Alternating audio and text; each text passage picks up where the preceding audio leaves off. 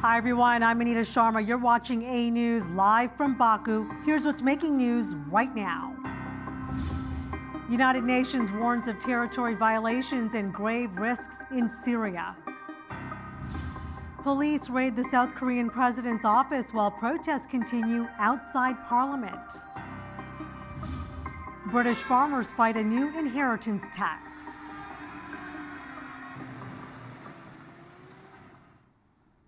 We begin with the United Nations, which says it is against any violation of Syria's territorial integrity. UN Special Envoy for Syria, Geir Pedersen, calls for de-escalation and civilian protection following Israeli strikes on its neighbor. He says all those in the region and beyond must focus on supporting the Syrian people so they can choose their own path. On December 8th, Israel took control of the Syrian side of Mount Hermon in the Golan Heights, encountering no resistance. According to Israel's Prime Minister Benjamin Netanyahu, the 1974 separation of forces agreement with Syria is no longer valid because Syrian troops left the area after the change of power in Damascus. It is very clear that we stand against any violation of the territorial integrity of Syria. We are against these types of attacks. I think this is a turning point for Syria. It should not be used by its neighbors to encroach on the territory of Syria. It should be used by all those in the region and beyond to support the Syrian people so they can choose their own path, so they can work on a transition that is Syrian-led, that is Syrian-owned, that is inclusive, where all the minorities, the myriads of minorities that are in Syria feel safe and feel they are part of the Syrian nation. As Israeli forces move into the demilitarized zone with Syria, let's get more details now from Trent Murray, who is at the Israeli-Syrian border. We are standing at the border between Israel and Syria. As you can probably see behind me, this is now an active military zone. The Israelis continuing to pour those Merkaba tanks, artillery troops into that vast area behind me, which since 1974 was a demilitarized zone separating Israel and Syria. But the fall of the Assad regime has seen the Israelis spring into action as the Syrian troops on the other side abandoned their posts on Saturday when the Assad regime fell. Well, the Israelis moved in quick, seizing that demilitarized zone. Now, the justification, they say, is that they are concerned about their security, given the events happening in Syria. They have also launched operations, not just on the ground, but of course in the sky. You hear the constant buzz of drones here, even fighter jets at times. Over 350 airstrikes reported across Syria. The Israelis say they are targeting the remnants of Assad's military, air force bases, naval ports, army bases. They say they're worried the weapons left behind by those troops could fall into the hands of extremists. But of course, this military maneuver has also attracted considerable criticism across the Middle East. Turkey, Saudi Arabia, Egypt and others saying that Israel is using what has happened in Syria, where there is a power vacuum, as a catalyst, an opportunity to seize this territory permanently for themselves. Trent Murray for AnewZ at the Israel-Syria border. Thank you, Trent. Well, countless families around the world are displaced by the Syrian civil war, with many now making life-changing decisions to return home and rebuild their lives. 13 years after fleeing the civil war, Ala Jabir tearfully prepares to return home to Syria from Turkey. His return is a bittersweet one, as he will be taking his only surviving daughter, 10-year-old Sirin, with him. In early 2023, he lost his wife and 3 other children in the devastating earthquakes that struck southern Turkey as well as parts of Syria. We lived here and she was born here, and we are indebted to the Turkish people, the government and people for hosting us. And praise be to God the Almighty and to you. That is, of course, after God's grace and Turkey, relief has come. And by God's will today, as I cry for my children, I also cry for Turkey, because it's here they were born, grew up, were educated, and here they died. Jabir first arrived in Turkey's Hatay province in 2011 when tensions flared between former President Bashar al-Assad and rebels in Damascus. Now, following Assad's exile to Russia, Turkey reopened the Yayladağ border crossing, encouraging some of the 3 million Syrian refugees it hosts to return voluntarily. Hopeful for a better future, Jabir expressed gratitude to Turkey for its support during his years of refuge, but was eager to reunite with his mother in Latakia. Jabir said that he believes the new administration will bring an end to oppression. I hope by God's will that the situation will be better than before and family follows. When I came here, I was met with the best reception. I care for this country very much. The door was open for us, from food to medicine to dreams to reception to security and safety. I'm sad to leave. Turkey, which controls parts of northern Syria, emphasized its commitment to voluntary, safe, dignified and regular returns as stability improves in Syria. The reopened border crossing marks a significant step in facilitating those returns after years of closure and conflict. To Ukraine, where local officials say a Russian missile attack killed at least 9 people, injuring another 22, including a child, in the southern city of Zaporizhia. Police believe as many as 5 people may still be trapped under the rubble after Tuesday's strike on a private clinic and residential buildings in the city center. Overnight, rescuers pulled out 2 women from the wreckage and are now being treated in hospital. The search and rescue operation continues, and Zaporizhia's regional head, Ivan Fedorov, says Russia fired a ballistic missile, but Russia's defense ministry has not commented. Despite strict sanctions, Western firearms and ammunition continue to reach Russia through neighboring countries. Investigative reports, including one from The Insider, reveal how thousands of rifles and millions of cartridges bypass these restrictions annually. Here's the full story. According to an investigation by The Insider, Western weapons and ammunition are still finding their way into Russia through intermediaries such as Armenia, Georgia, Kazakhstan, Kyrgyzstan and Uzbekistan. Armenia has emerged as a key transit point, exporting over 5,000 rifles and 10 million rounds of ammunition in 2024 alone. Much of this is suspected to have ended up in Russia, highlighting its significant role in facilitating this trade. Other neighboring countries have seen sharp increases in imports as well. Kazakhstan imported over 10,000 rifles and 15 million rounds of ammunition in 2024, a 30% rise from the previous year. Kyrgyzstan recorded a 25% increase, bringing in 8,500 rifles, while Georgia's ammunition imports surged by 40% to 12 million cartridges. The report also highlights a sniper competition in annexed Crimea, where Western equipment dominated. Out of 28 participants in the 3,200-meter range category, 24 used imported ammunition, while only 7 relied on Russian-made rifles. Russian ammunition was used by just 4 shooters. The Insider traced many of these supplies to manufacturers in the EU and the US. For instance, a Czech company reportedly sold over 20 million rounds to intermediary nations in 2023.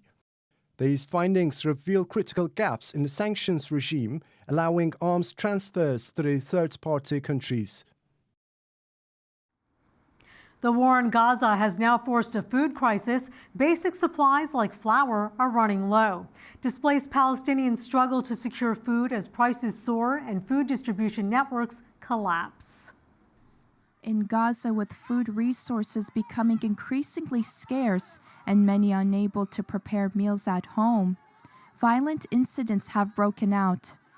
On November 29, a tragic stampede occurred in Deir al-Balah in central Gaza when a large crowd rushed to buy crackers. The chaos resulted in the deaths of 2 women and a child, highlighting the desperate situation faced by many.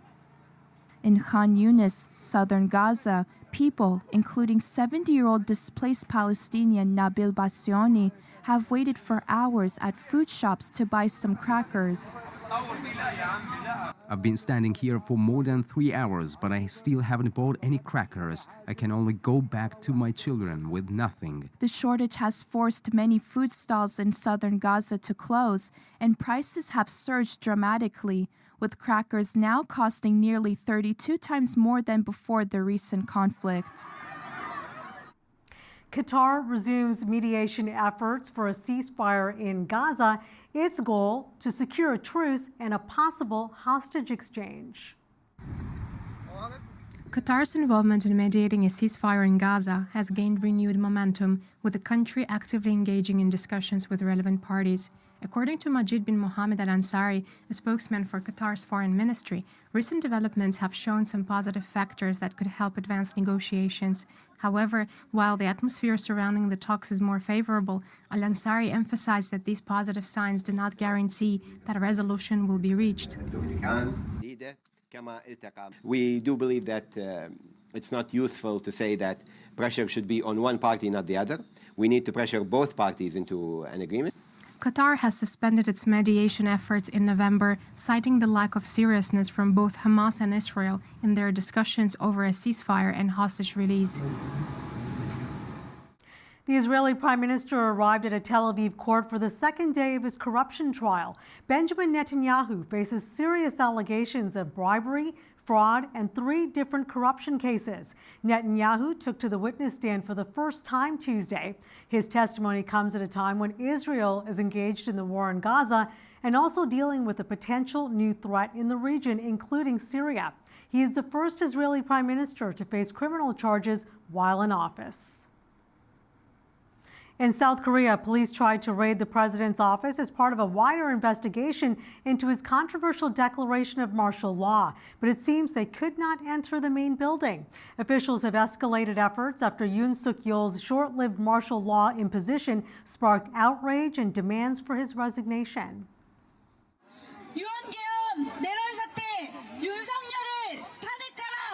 South Koreans rallied against the country's president Yoon Suk-yeol again after his move to declare martial law last week ended in failure. Organizers estimated that 50,000 people attended Wednesday's demonstration near the country's National Assembly. The rally came after South Korean police attempted to search the presidential office, significantly escalating the investigation against Yoon Suk-yeol, top police and military officers over the December 3 martial law declaration that plunged the country into a constitutional crisis. Listening to these voices, it seems obvious that the motion to impeach president will pass. However, seeing the actions of People Power Party, I felt anxious that the motion would not be able to pass, and that is why I came here. The main opposition Democratic Party says it plans to hold a parliament vote to impeach Yoon on Saturday, with some members of the president's People Power Party having spoken out in favor of such a motion.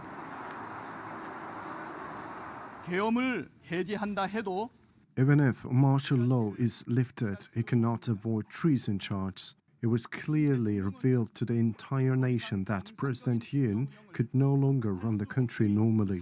He should step down, resign immediately. This is the mandate of the people. South Korea's National Assembly can impeach the president if 2/3 of lawmakers approve, followed by a trial in the Constitutional Court requiring 6 of 9 justices to confirm the motion.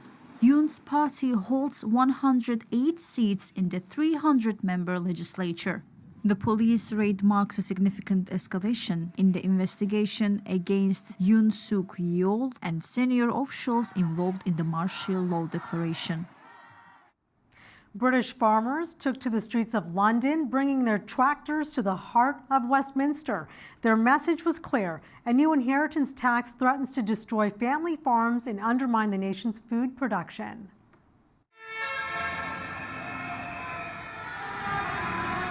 hundreds of farmers gathered outside the British Parliament in a powerful protest, chanting "No farmers, no food" and holding signs for the RIP Farming campaign.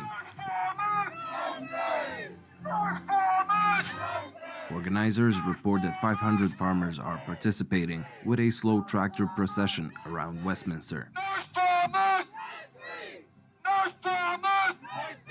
The protest follows the government's recent agricultural inheritance tax changes announced in October's budget. They are urging the government to reconsider, warning that the policy will harm British farmers and rural communities. We're here to save my dad's farm. So, yes, because if this all goes through, my dad's quite elderly as well. We're probably not going to have time to leave it to my brother. And my brother's actually helped my dad pay for the farm.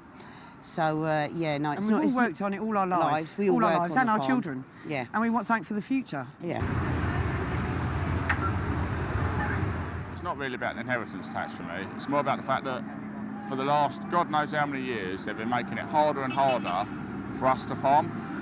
And, you know, we produce everyone's food. Without us, everything's going to be a hell of a lot more expensive because it'll be brought in from another country. But they don't seem to understand. And year on year, we get more legislation, more taxes, and it's just harder and harder to turn a profit. It's just hope it doesn't go gets silly. I mean, that's where I do tap my hat off to the French. The French are much more on the ball than we are. We look at it here today. It's very calm, and it's, in France they would be digging the road up, burning tyres, doing all sorts of things. You know what I mean? Where we're pretty laid back. But I don't think they're going to take it too lightly now because it's getting a bit out of hand. The protest stems from a policy introduced in October by Finance Minister Rachel Reeves. It imposes a 20% inheritance tax on farm assets exceeding £1 million, starting in 2026. This is the second mass demonstration in as many months. In November, an estimated 13,000 people rallied in London against the same tax policy.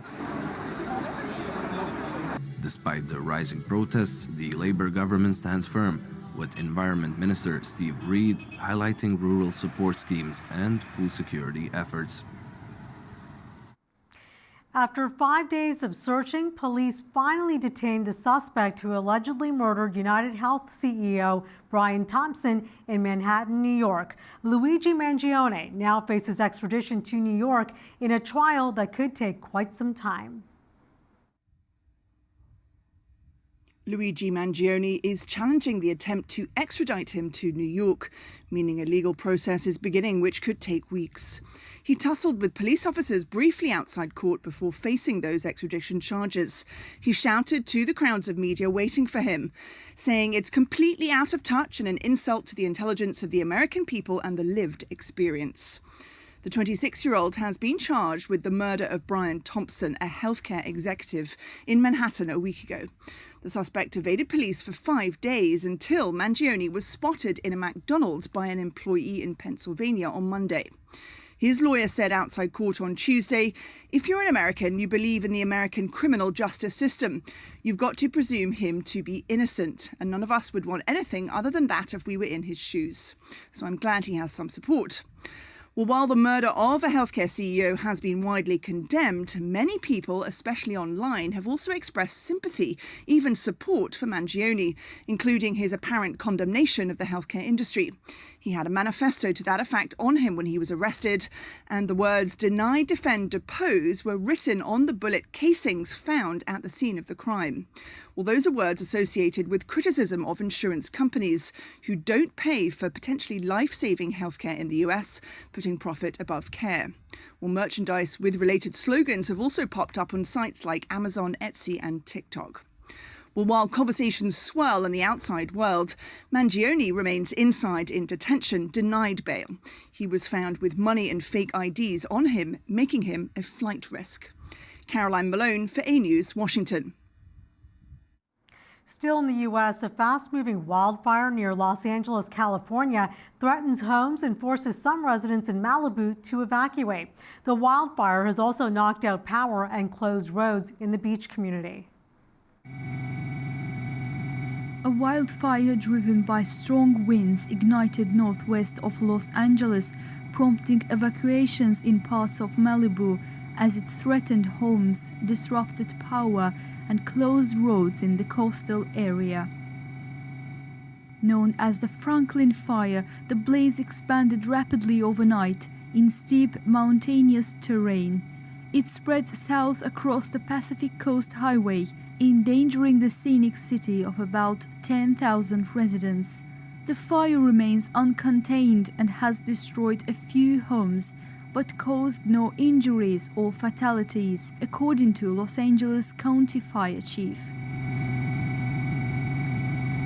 Los Angeles County Sheriff reported that evacuation orders were issued for 2,043 structures, with warnings for an additional 646 properties. Governor Gavin Newsom announced that California secured federal assistance to combat the wildfire. The National Weather Service issued a red flag warning due to increased fire risk, with winds gusting up to 104 kilometers per hour, creating hazardous conditions. FIFA confirms Saudi Arabia as the 2034 World Cup host after an unopposed bid. Ahead of that, Spain, Portugal, and Morocco will co-host the 2030 tournament, with 3 matches taking place in Argentina, Paraguay, and Uruguay to mark 100 years of the competition. In October, FIFA announced no competing bids for both World Cups, essentially making Wednesday's decision just a formality. It was finalized by acclamation rather than a formal vote. Morocco, Spain, and Portugal's combined proposal will see the 2030 World Cup take place across 3 continents and 6 countries to mark the tournament's centenary, with Uruguay, Argentina, and Paraguay hosting celebratory games. Last month, Saudi Arabia unveiled plans for the King Salman Stadium, a 92,000 capacity facility in Riyadh, set to be the showpiece for the World Cup. As the world lights up for the holiday season with Christmas trees and decorations, Mexico's flower production blooms with the traditional poinsettia, seen by many as the Christmas Eve flower. Flower growers in Mexico City's Xochimilco canals, who use the pre-Hispanic method of growing plants on floating gardens, have transformed their greenhouses into a sea of red poinsettias. People from across the city travel every year to the Xochimilco flower markets to buy Noche Buena, which translates into Christmas Eve, the local term for poinsettias. I come here for Nochebuenas every Christmas. That's a tradition we learn from my mother, and it might be something my daughters might learn from me and my grandchildren from them. The flower, which originated in Mexico, adorns homes, churches, squares, and avenues around its native country. Poinsettias have a long association with Christmas. As the legend goes, a girl called Pepita had no gift to present to the baby Jesus at a church service on Christmas Eve. Her cousin told her the smallest gift given by someone who loves him would make Jesus happy, so she picked a handful of weeds from the roadside and made them into a modest bouquet. Legend says that when she knelt and placed the bouquet before the nativity scene, the weeds burst into bright red blooms, and the congregation believed they had witnessed a Christmas poinsettia miracle. From that moment on, the flowers were known as the Flores de Nochebuena. That's all from us. Thank you for watching. On behalf of the AnewZ team, we wish you a great night and a good day ahead. Please visit us online as well at anewz.tv. Bye for now.